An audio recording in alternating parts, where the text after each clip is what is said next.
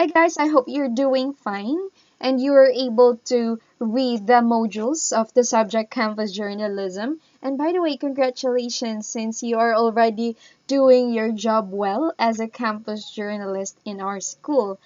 For this week, we'll be talking about news writing, and here are the objectives that I wanted to share to you. I hope that we'll be able to meet these objectives. First is to trace the different sources and process of news topics and events. Second, we need to discuss the elements of news and principles of journalism which should be present in articles. Identify the inverted pyramid as a structure in news articles, and recognize the different types of news according to area, topic, and heaviness. O kailangan ba talaga nating malaman to in terms of having the news writing? We all know guys, kung isa sa inyo or kung gusto niyo man na maging news writer, there are lots of things that we need to consider. Simula pa lang sa gathering of information, 'di ba, for news article, which is vitally important, but so is writing the story. May process doon para mas mapaganda natin yung process ng pagsusulat. And there are specific rules for news writing that result in a clear, direct presentation, providing information efficiently and accessibly to a variety of readers. Kasi hindi naman pwede na nagsusulat ka lang for yourself or to impress others. You are actually writing for your readers. Kaya dapat i-consider mo kung ano dapat yung nasa isip ng readers mo. And considering it means knowing ano yung mga techniques or the best way to make it more interesting. Tapos, mas madali nilang mabasa or maiintindihan. There are tips that I'll be providing you kung ano yung mga process or kasi dito sa pagsusulat about inverted pyramid, it's a structure din sa news articles, alaman natin na bakit maganda yung that type of pyramid. And ito din yung the coverage of our topics, sources and plights of campus news, essentials of news, yung mga elements of news, the principles of journalism, applicable to news and inverted pyramid, and lastly, yung kinds of news. So, may iba't iba din silang klase ng news. Now, let's start with the question, what is news? Ano ba yung unang nasa isip natin when once we hear the word news? Sabi nga nila yung news daw, it's sa kahit saan yan na lugar. It could North, be sa East, West, tsaka South. that's how it represents daw. Kaya kahit saan yung news, pwede nating makuha or dapat nating alamin. News, it's an information about current events printed in newspapers or broadcast by media. That's according to Microsoft Encarta on the year 2009 and gives the reader information that will have an impact on them in some way.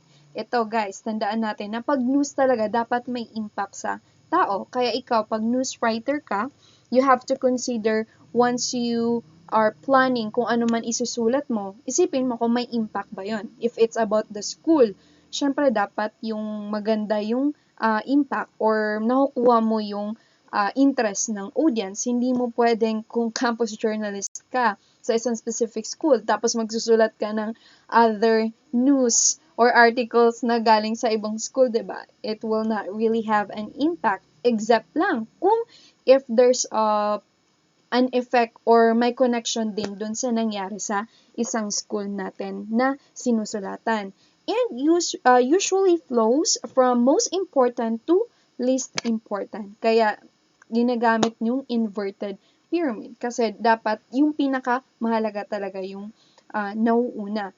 And then, but sometimes naman, they will start with least important. Depende din sa reader kung paano niya talaga makukuha yung interest tsaka yung focus ng reader nila. And lastly, news is any event, mga idea or reaction that is presented factually. Ayan na, tandaan nyo, if it's news, it should be factual and simply in written form to give the reader an idea of what is currently happening, particularly on matters of interest to the community. Kasi, kailangan naman talaga ang news has an impact with the readers. Kasi, walang magbabasa dun sa news mo or sinulat mo kung wala namang impact sa kanila, diba? And news is also about recent information, current events. Siyempre, yung news nga, yun yung dapat updated. We all know that, diba? Kahit sa mga newspaper, araw-araw talaga na may update or recent information. Current events, somebody or something interesting. And lastly, something previously unknown. Although, dito, diba, current events, there are certain things na nangyari currently. But it doesn't mean na yung mga nangyari sa past ay hindi mo na pwedeng isali sa news mo. Lalo na if it's previously unknown. Kung hindi naman talaga nabalitaan dati. Or alam mo yun, dati pa siya nangyari pero unknown. And then nung time na na-discover lang, currently, yun, magandang news yun. Kasi it's something na extraordinary or something that others would you would wanted to read kasi may impact yun sa kanila. Kaya hindi lang talaga current events, okay, na nangyayari. And then, yung elements ng news, we have the timeliness, proximity, impact, prominence, oddity, conflict, then human interest. So, isa-isahin natin yung mga elements na to. The first one is, yung elements of news is timeliness or immediacy. So, gano yun current na nangyari. Did it happen recently? So, yun yung pinaka-question na i-consider natin about timeliness. So, bago ka magsulat ng isang article, yun yung unang i-question mo. Did it happen recently? Yun yung sa first element. Kung timeliness or immediacy. We have here some examples of news, guys. Netflix streaming users can access hundreds of new titles using this tool. Meron din dito, mostly kasi ngayon na news is more on COVID-19, the pandemic, diba? And then, even yung mga gobyerno and Baguio City is to welcome back tourists from Luzon. Mapapansin natin dito sa mga examples ng news, makikita talaga natin na malaking impact yun sa mga tao.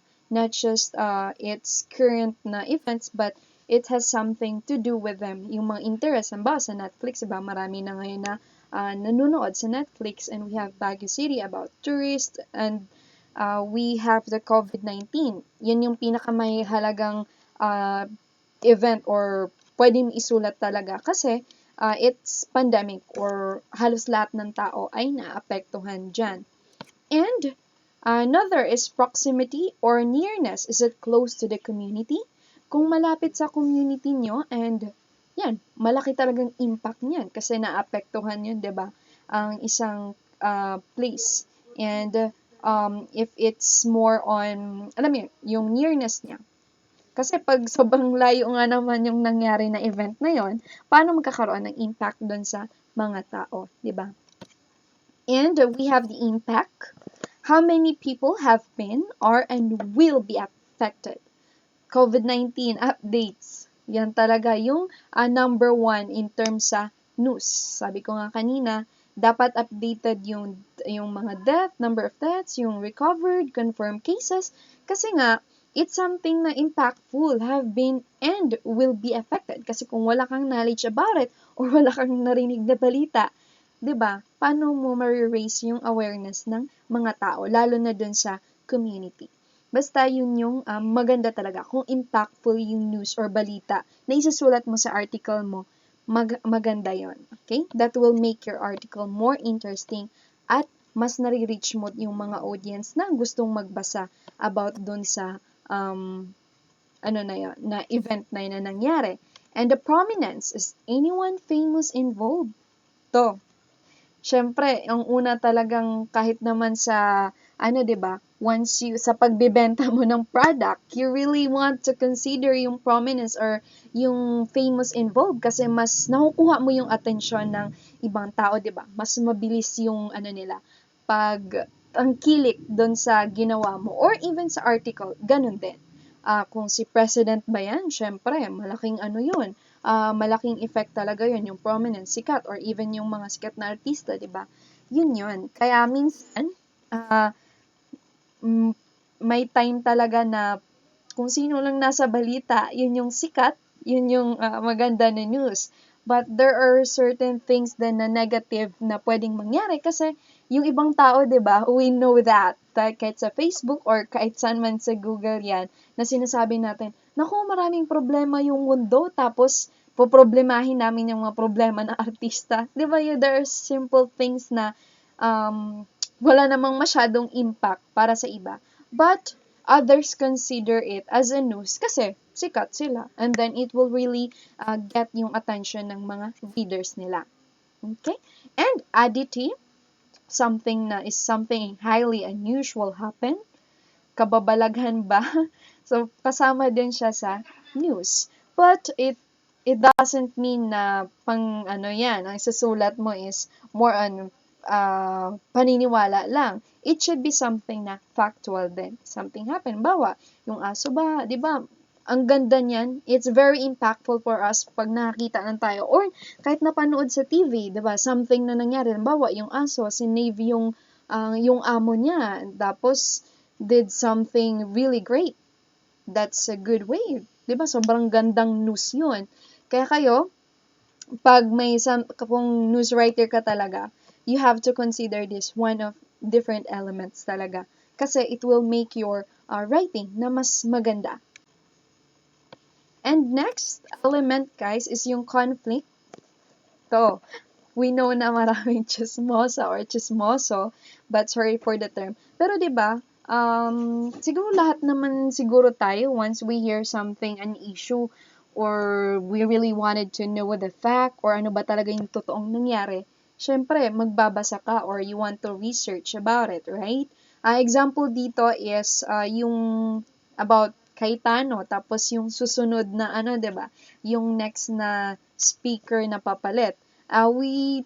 I know you found lots of articles or kahit napapabalita sa TV yung about dito sa nangyari sa kanila. Kasi maganda din siyang way na pagkukunan mo or susulatan mo ng article kasi it's something na may nagbabanggaan na ano.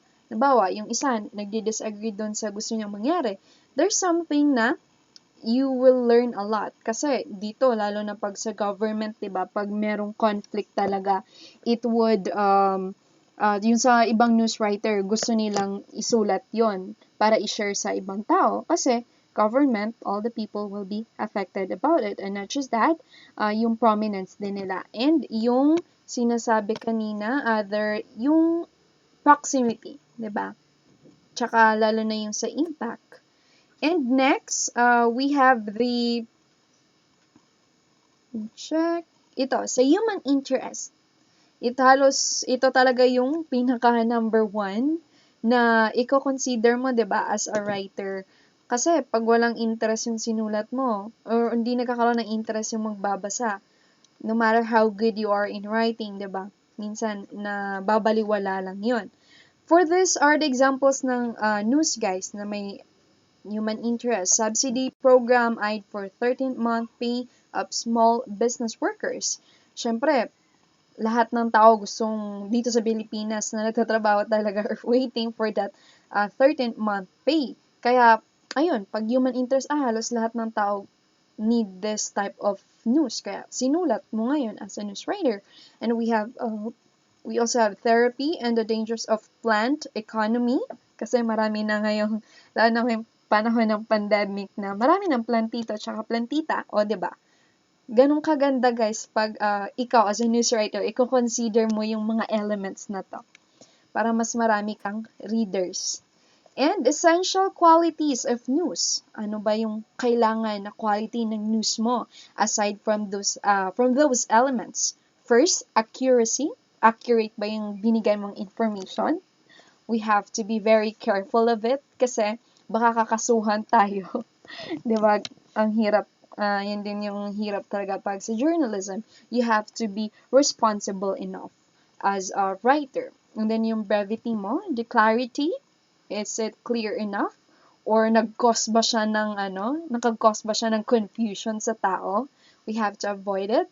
Yung objectivity, course, objective talaga siya kasi factual, bawal tayo mag-subjective mag-subjective or opinion natin, okay?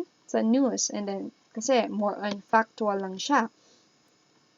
And then here are, where can we find news? Saan natin makikita? Of course, makita natin sa daily newspapers, news magazines, teen magazines, education journals, and television, internet. Open your eyes and ears. Nandun yung news, andun yung balita.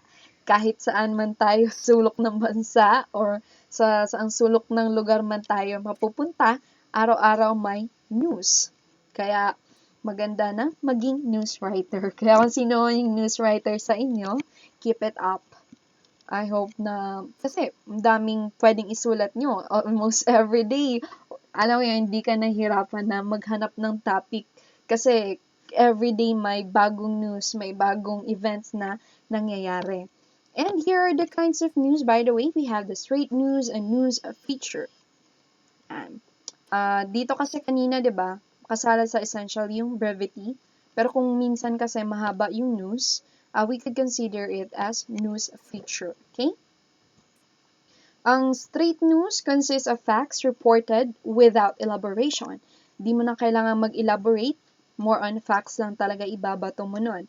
WH questions or ano pa man yung information that you have to add to justify kung ano man yung binabalita mo. And then, pag news feature naman, of course, kahit mahaba siya or na-elaborate, it's still based on facts. And writers may give his impressions, but it should be objective enough and may describe and narrate without resorting to biased opinion. Kasi pag may biased opinion yon, hindi na yon news writing. Okay? And here's the structure of news. We have the inverted pyramid. Kung makikita nyo, kaya siya inverted. Kasi yung pinakataas, it's the most interesting or most important. Yun yung pinaka-una. Kasi 'di ba, pag nagsusulat ka talaga, yung first na i-consider mo is how are you going to catch the attention of your audience. 'Di ba, paano mo makakatch pag una pa nga lang, parang walang kwenta naman yung sinasabi mo dun sa first paragraph mo, 'di ba? So maganda ditong inverted kasi una pa lang andun yung mahalagang information. But sometimes disadvantage lang niya kung ando na lahat ng information mo, binigay mo na dun sa first paragraph. May reason pa ba yung readers mo to continue reading? Syempre, 'di ba? We have to consider din 'yon para matapos talaga nilang basahin yung article na sinulat mo. But still, we'll study about it kung paano makuha yung interest ng audience mo or readers mo. First sentence mo pa lang. But let's continue it. The structure of news. So, ganito to, kung paano siya naging pyramid. Of course, yung unang paragraph, most important facts. Tapos, pang sunod is details or background about dun sa binigay mong information. Then, more details. Tapos, more in details. Pero, mas, less important na siya. Okay? And, newsroom, standard for writing, newspapers, broadcast online. You have to, ito talaga, sa most important fact, i-summarize mo, then first, explain later. Andun yung pinaka-summary sa una, tapos nandun na sa baba yung mga other details or other information mo. And help readers grasp facts quickly. Una pa lang, meron na silang facts na nasa isip, and it allows for shortening stories at the bottom. And help writers arrange facts quickly and efficiently. Siyempre, ikaw pag, hindi lang naman yun para sa readers mo eh. Siyempre, para din sa'yo as a writer, para hindi ka na maguguluhan, ano bang una kong ilalagay dito? Or, ito ba yung information na to? Siyempre, dun ka talaga mag-start sa most important fact. Okay? And then, we have the structure of news, other examples natin. Other example, we have yung lead, yung additional information, yung link. It should be linked talaga. Kasi ganun din, di ba, sa isang article, lahat ng sinabi mo yun ay connected. Hindi ka pwedeng magbigay ng sarili mong opinion or other information na hindi naman talaga connected dun sa pinag-uusapan sa news, di ba? Halimbawa, kung about lang naman sa yung President of the Philippines, yung sinulat mo na news, tapos mag-i-insert ka ng mag-i-insert ka ng ibang tao dun sa sinulat mo, di ba? Wala siyang connection. So, it should be link. Tapos, may mga transition ka dapat para mas nandun yung kabuuan ng impormasyon na gusto mong ibigay sa readers mo. And we have here an example, the structure of news. Syempre, mag-start siya sa lead. The first paragraph, lead yung tawag nun, it's the most important part of the article that summarizes the story and arouses the interest of the reader. And of course, it should answer 5 W's and 1 HWH questions. Ito yung example ng lead. But we'll be discussing more about this naman sa next nating topic. Ang gusto ko lang malaman nyo is yung structure ng news. We have here ito yung example sa news about call center agents wins 4.5 million pesos lotto jackpot. A 22-year-old call center agent from Nueva Ecija reached her by 4.5 million after winning the July 645 lotto draw of the Philippine Charity Sweepstakes Office. Diba andun na yung WH questions? Who, what, when, where? Tapos how? Yun yung, nakuha mo na yung information na gusto mo. Tapos yung ibang details naman, ibibigay mo na siya ngayon sa baba. Okay? Kung napapansin nyo, kung nagbabasa talaga kayo ng news article, hindi talaga siya yung sobrang habang paragraph na essay na, alam mo yun, napupuno. It should be something na paragraph talaga siya. Kahit isang sentence lang siya, pero yun na yung paragraph, tapos next paragraph ka na. Okay? And the structure of the news, yung body, ano ba yung laman ng news mo? Of course, it contains the details of the lead, kung ano yung binigay mo sa taas, yung other information, bigay mo lang siya sa baba. And arrange from the most important to the least important, one sentence, one paragraph. Okay? Yun yung pinaka-role sa body. One sentence lang talaga siya. And sentences are generally less than 25 words. Yun, sa mga nag-news writing dyan, you have to check. Or siguro alam ko naman na may experience na kayo. For sure na alam niyo na tong mga rules na to. And sentences are generally less than 25 words and include quotations whenever possible. It could be direct and indirect. Kasi pag sa news, mahalaga din yung sinasabi ng mga tao or kung sino man yung nilagay mo dun sa news na yon. And then, the structure of news, the direct quotes should be linked to the paragraph before them. The quote should elaborate on the previous paragraph. Sabi ko sa inyo, diba, dapat may connection, hindi dapat lalayo. Yung iba yung tinutukoy mo sa first paragraph mo, tapos nag-iba ka dun sa third, fourth, ibang news na naman. Hindi dapat ganun yun, okay? Dapat nagli-link talaga siya. Kasi from most important to the less important, ibig sabihin nun, connected siya. May transition or dapat link sila together. And here are the other examples. Because of an anonymous $25,000 donation, students who ride a school bus to and from school will have access to the internet during their commute starting March 1. Giving free Wi-Fi to our students will enable them to research, read the news, or even watch educational videos each day.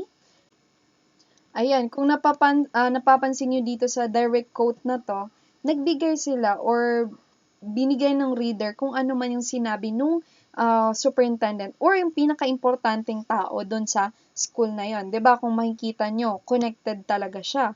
Yung sinabi dito na superintendent na yan, connected siya doon sa first paragraph. Ganyan dapat yung body. Yung baba, connected dapat siya sa taas. At dapat, it should be one sentence daw, in one paragraph. But sometimes, halimbawa, ito, sa if it's direct quote, lalo na pag mahaba yung sinabi nung importanteng tao na yun na gusto mong i-quote, yan, pwede yan siya na mangyari. Okay? And the next transition, yung direct quote. Halimbawa, yun yung pinakauna. Ito naman yung next transition, yung pangatlo. Superintendent Putman first proposed this plan in November, but the district did not have the funding to go forward. The city newspapers published an article, but the proposal and the anonymous donation followed. With the tight budget and tough economic times, I thought my Wi-Fi proposal was pipe dream, she said. I want to thank the donor for being so generous and so on. Kung makikita nyo, ang pinaka-importante talaga information ay nasa top, tapos sumunod naman hanggang sa pales na yung importance ng sinasabi ng writer na yon or ikaw as a news writer. And should not repeat the transition, lead before them. Ayun, maraming example, you have it on your module. So, pwede nyong basahin yon. And this is how you, this is how you critic, guys, pag ikaw yung mag-check ng news writing, halimbawa ng kaklase mo or kung sino man, yun dapat yung i-consider mo, ha, yung pinag-aaralan natin para mas ma-apply nyo talaga kung ano yung binabasa nyo. And even watching TV or kung magbabasa kayo ng newspaper, you can critique it on your own. Alamin mo kung dito ba sa binigay na information ay na-apply ba nila or hindi. Okay? Para napapractice nyo din or there's an application on what you are learning. And do not place two people's direct quotes next to each other without a transition. 'Di ba, yung kanina, isang isang tao lang 'yon. And dapat dito kasi bawal mo daw kung dalawang tao doon na ilalagay kasi it could cause confusion nga naman. Sino ba yung nagsabi kanina? Sino ba talaga sa dalawang 'yon? Or alam mo 'yon, malaking effect din, 'di ba? Kasi dapat sunod-sunod nga 'yon, yung paragraph mo ay connected dun sa paragraph na nauna, 'di ba? And transition, guys, this is very, very important. It holds the story together. Yun lang yung pinaka-reason talaga bakit mahalaga yung structure na yan. Kasi, alam mo yun, dun yung pagsama-sama ng mga details na binigay mo. 'Di ba? Anong silbi ng news or articles mo kung hindi naman buo or alam mo yon, hindi mo na ibigay kung ano man yung dapat na meron ang isang news, which is holding the story together. Kasi dapat yung readers mo, hindi sila nalilito or they will keep on reading dun sa sinulat mo. And can be fact, indirect quote, or partial quote. Pwede mo siya bago ka maglagay ng next na topic. And then, ito yung halimbawa ng transition, guys. Yung lead, halimbawa, or yung pinakaunang sentence ng news mo. President Barack Obama will speak on Friday to seniors about getting involved in community service work. Yun yung lead mo. Ang direct quote mo, seniors will learn a lot about duty and commitment when they hear President Obama. Principal Ike Sumter said, "We are so excited that he agreed to come." Tapos yung fact transition mo, para ito yung sinabi kanina na very important talaga para magsama-sama yung articles mo, is before becoming President, Obama worked as a community organizer in Chicago. That's fact transition. And totoo talaga na nangyari. And another, pwede din siyang IQ transition. President Obama said he believes community service is more important than college in building character. Yun, may other transition din siya. Pero, less important. Alam mo yun, it just dinefend lang niya or ginastify kung ano man yung sinabi niya dun sa taas na yon. And the partial quote transition, other example then. President Obama said he believes community service is an extremely valuable lesson for every teen to have. Yeah. Sobrang daming types of transition na pwede nating gamitin. So, nasa inyo na yan kung ano yung mas effective. Yun nga, na wala talagang best na transition. It depends on how are you going to write it. Okay? And then, use transitional words to help with the flow as needed. Also, yung finally, in addition, however, otherwise then. And I know you are English majors. Alam na alam niyo yan kung gaano kahalaga yung mga transition, yung transitional words na yan para sabihin na connected talaga yung sinasabi niyo. Lalo na pag you are writing an article. Para hindi sabihin na layo-layo naman yung sinasabi niya. At for you, hindi lang sa reader, but for you as a writer, para mag-guide mo din na to make sure na sinusunod mo kung ano man yung informations na needed. Okay? And we have sa transition then, we have to use parts of the direct quote to create the transition and then use the rest of the quote as direct quote. And here are the tips in writing the body. sa news writer. Or lalo na sa inyo, 'di ba? Sabi ko as future English teachers, kung kayong pahawakin ng campus paper nyo, tapos i-critic nyo, talaga, hindi lang naman yung editor-in-chief talaga ang mag-check ng sinulat nyo. Dapat ikaw, as advisor of that, yung sa school paper mo, alam mo to, para makritik mo yung gawa ng bata. And here are the tips in writing. So, list down the facts according to descending importance. Less important hanggang sa, most important hanggang pababa siya sa least important. Highlight the most important data as the lead kasi should answer the WH questions. Tapos dapat nakukuha mo na yung interest ng audience mo or readers mo. A name should be given in full when first mentioned. Thereafter, use Mr., Miss, or Mrs. or appropriate title. Okay? Doctor, the doctor said, or Miss, nasa inyo na yan. Basta guys, ito talaga yung pinaka-role. If it's news writing, you have to mention in full yung pangalan ng taong sinasabi mo. Okay? O yung kasama dun sa news. And attribute, authority, or source of news. And lastly, don't start news with numerals. There is, there are, and avoid. When possible, use articles, and the as beginning word. Okay? Huwag tayong mag-start sa numerals kasi, number pa lang, 10 students. Diba? Parang pangit naman din, napakinggan yun. When possible, mag-start ka sa article na and the.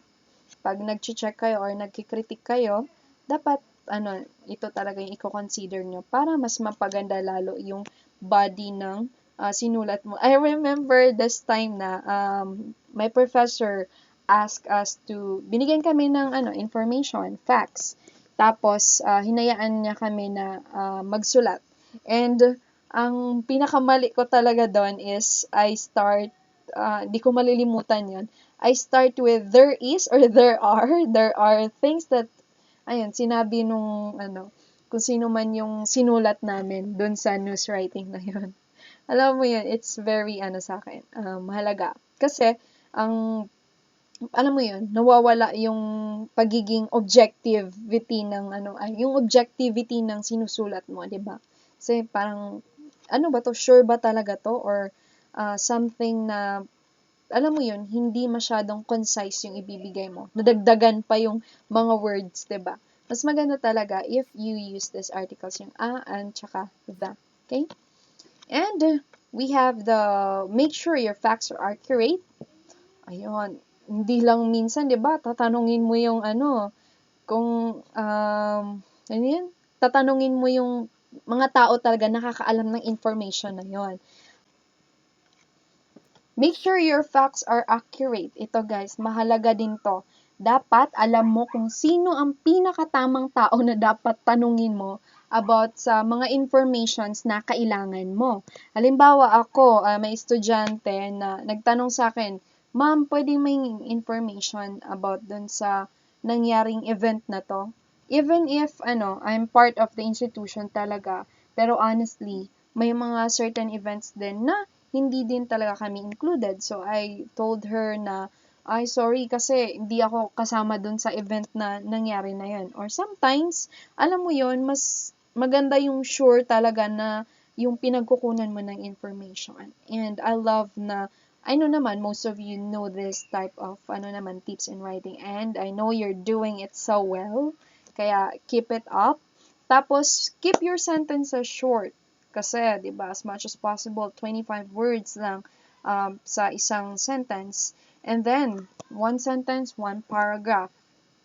Kasi, alam mo yon, tatama rin na yung magbasa yung readers mo. Sobrang haba ng sinabi mo. Kaya, that's for news. Be specific. Ito yung sinabi ko kanina na wag tayong gumamit na mga numerals or this is, dapat specific ka na agad. You can start with articles. And then avoid long and complex words. Yun. Di tayo nandito to impress those people or readers. Dapat we are there to express kung ano man yung tama or ano ba talaga yung mga facts na nangyari doon sa event na ginagawan mo ng article.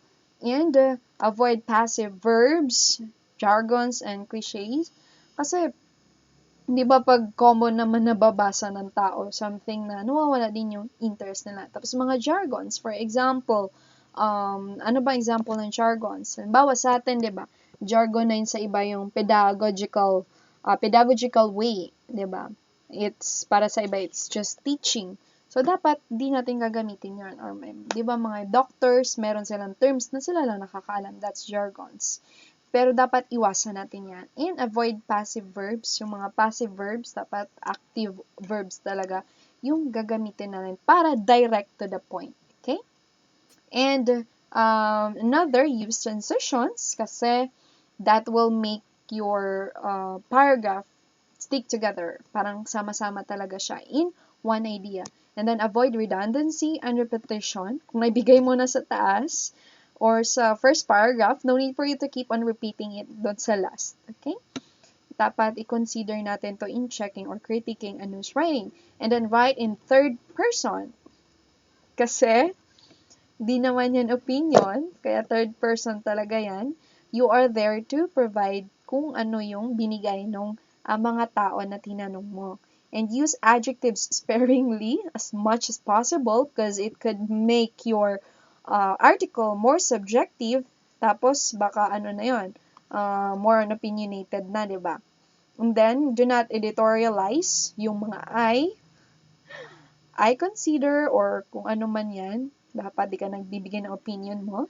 Numbers 1 to 9 spelled out, and then 10 and above is figures. Ito tandaan din natin na pag 1 to 9, even sa guys, sa pagsusulat ng kung ano-ano man, diba? That's sa technical writing din talaga. If 1 to 9 talaga, you have to spell it out. Okay?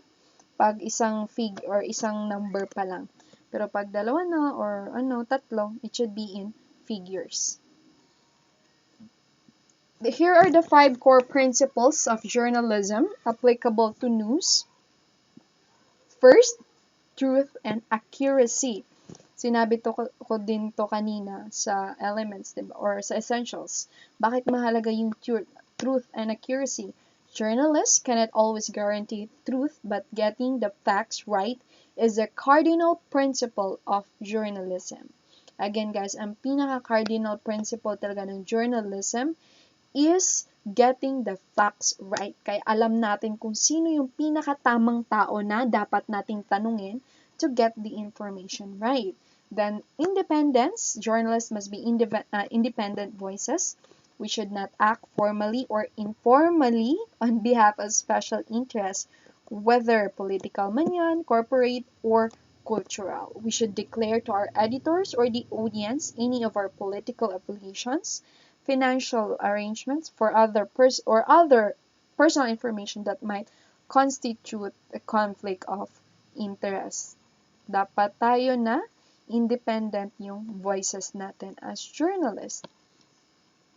Tapos yung fairness and impartiality. Most stories talaga have at least 2 sides. While there is no obligation to present every side in every piece, wala tayong obligasyon doon, stories should be balanced and add context. Dapat alam natin kung paano i-balance yon. Kasi objectivity is not always possible and may not always be desirable in the face, for example, of brutality or inhumanity.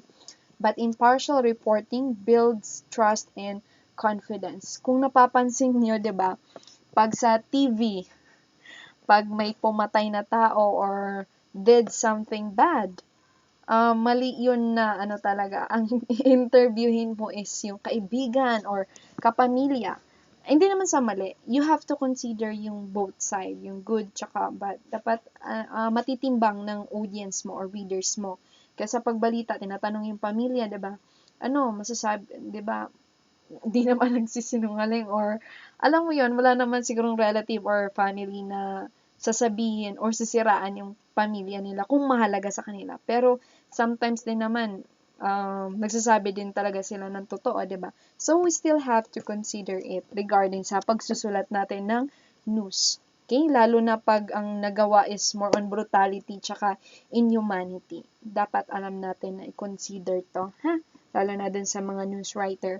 And then, sa humanity naman, journalists should do no harm. Dapat hindi ka talaga gumagawa ng masama. What we publish or broadcast may be hurtful. Truth hurts, di ba? But we should be aware of the impact of our words and images on the lives of others. Kung alam mo talaga na sobrang nakakasira doon sa taong yon, ba't mo kailangan na ibabalita? And by the way, guys, talking about humanity, I wanted to add this to you.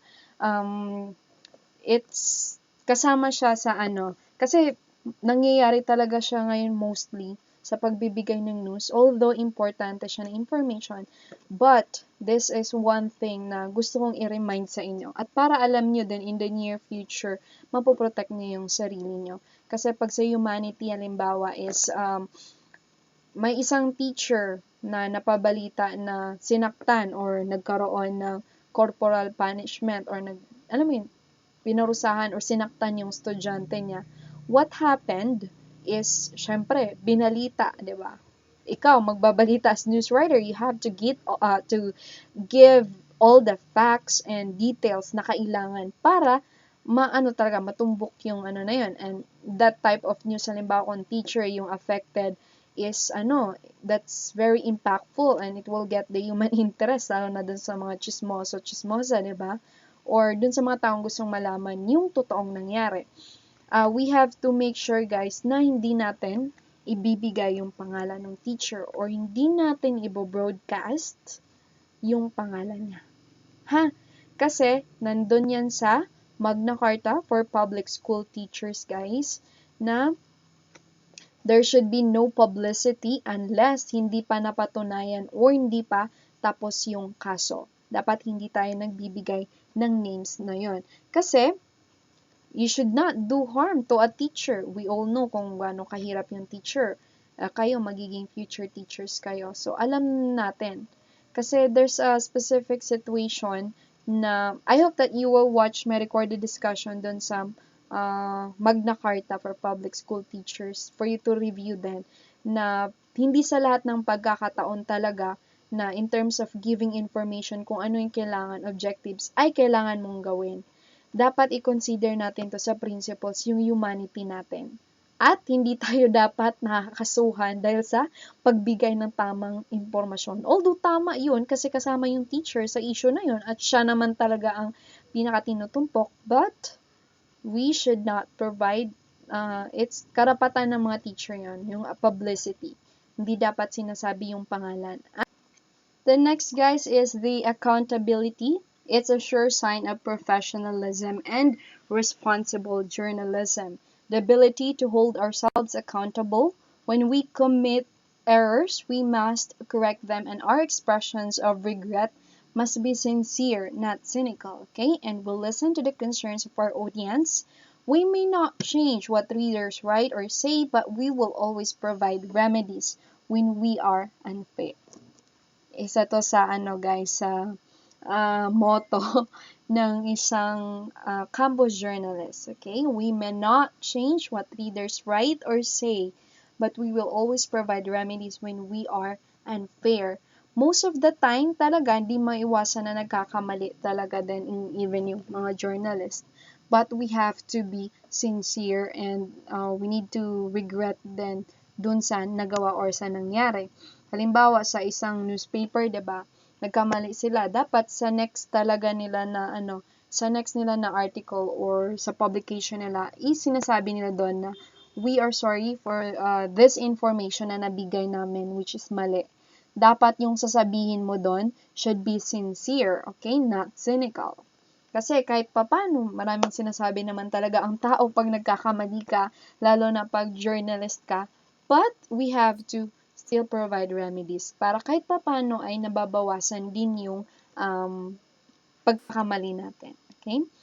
Now, let's enter the world of writing school news. Nagawa niyo na to. What are the possible topics naman sa school na pwede niyong gawan sa news writing nyo? Classroom story. May nangyari pa sa classroom?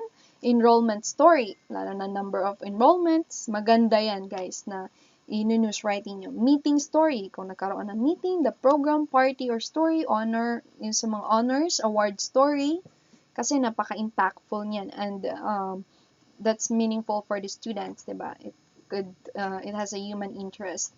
And then, what are possible topics sa school na pwede natin gamitin? The school improvement story, election story, yung school organization, out-of-school activity. Lalo na pag mga estudyante yung kasama dun sa activity na yun, okay? And here are the sources ng news na pwede mong pagkuhaan din is yung offices, departments, or library. Ayan, magtanong kayo hindi lang sa isang tao talaga ang sources nyo ng news. Even yung school calendar, pwede nyong gamitin yun as a resource. Invitation, tsaka memos. And meron ding different clubs and organization. If we actually continue dun sa siguro nabasa nyo or naalala nyo dun sa technical writing, nakasulat talaga sa mga memos is more on important information. Kaya pwede talaga natin siyang gagawing source ng news kasi more on objective yung nakalagay doon. And we have sports teams, di ba? Minsan yung MVP or it could be someone a part ng group na yun, pwede nating tanungin sila sa informasyon. Kasi sila yung nakakaalam kung ano ba talaga yung totoong nangyari. Students and teachers. And even community, guys. Hindi lang talaga siya inside the school, but even the community. They are part kasi, di ba, kasama siya dun sa timeliness and then dun sa proximity, kung gaano siya kalapit sa school. And the checklist for news stories, guys. Pag nagsusulat ka, you have to make sure na maganda talagang ginawa mo, you have to ask these questions for yourself, okay? Or even ikaw yung chief editor or ikaw yung nag-i-edit ng copy reader, dapat these are the news stories na pag nagsusulat. Are the most important and recent facts written first? Doon ba talaga siya sa pinakauna? Is the story accurate or are the sources identified fully? Nasabi ba talaga doon sino pinaka-sources ng information na binigay? Are the paragraphs short? So, one sentence, one paragraph. Example lang kung direct quotation. Tapos kung mahaba yung sinabi nung taong yon. Is the sentence structure varied in the story? Is the story neat and double spaced so that it's easy to read? Kasi, yun yung pinaka-role, yung format talaga. And does your story flow? Did you use the transition or quote formula? May nakita ka bang transition kahit paano dun sa sinulat? And did you use active voice? Kasi mas maganda yung active voice talaga. And no-nos for news stories. Ito yung dapat nating iwasan. Writing a feature lead. Yung andun na, binigay mo na lahat ng impormasyon doon sa lead na yon. Tapos, nag-elaborate ka pa, which is a no-no talaga yun, okay? Tapos, adding facts. Kung, alam mo yun, kung sobrang haba naman, ang dami mo ng facts na binigay, no need for you to add facts naman kung hindi naman talaga kailangan na.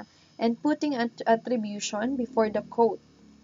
Ayun, according to, di ba kung napapansin sa mga examples, quotation muna bago yung taong yon.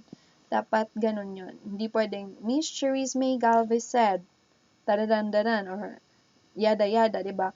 Dapat nag-start yun sa sinabi niya muna bago yung pangalan niya. And missing the news peg, missing the important information and people.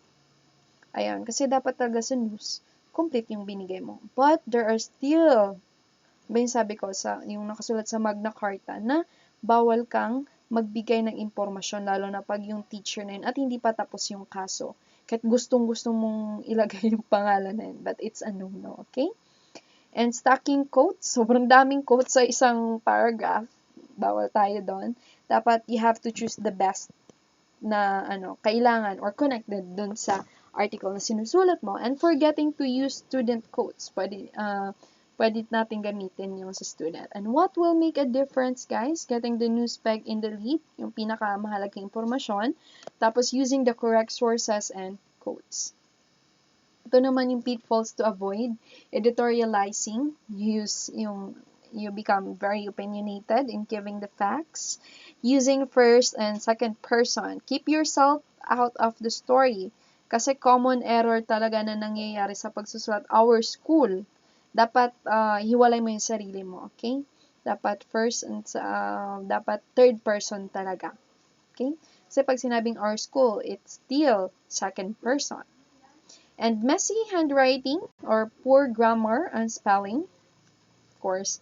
Dito sa messy handwriting kasi, before kasi pinapasulat ng mga advisor sa papel yung mga estudyante. And even sa mga contest din talaga guys, pag sumali ka sa contest ng campus journalism, that's pitfalls na dapat nating avoid yung messy handwriting. Kaya as much as possible, malinis talaga yung isusulat nyo. And then, misspelling yung names sa story. Talagang mahalagang tao yan. Trying to use all of the information. Huwag nating gamitin lahat ng impormasyong binigay doon. Okay? And thank you so much, guys. I hope you learned a lot about our discussion about news writing. Here are the references that you could check out kung gusto nyo pang malaman yung other information or kung gusto nyo pang detailed discussion. Kay news writing handout ni Delgado. Tapos meron din campus journalism workshop training handout. So, sobrang dami niyan. Okay? Thank you so much, guys.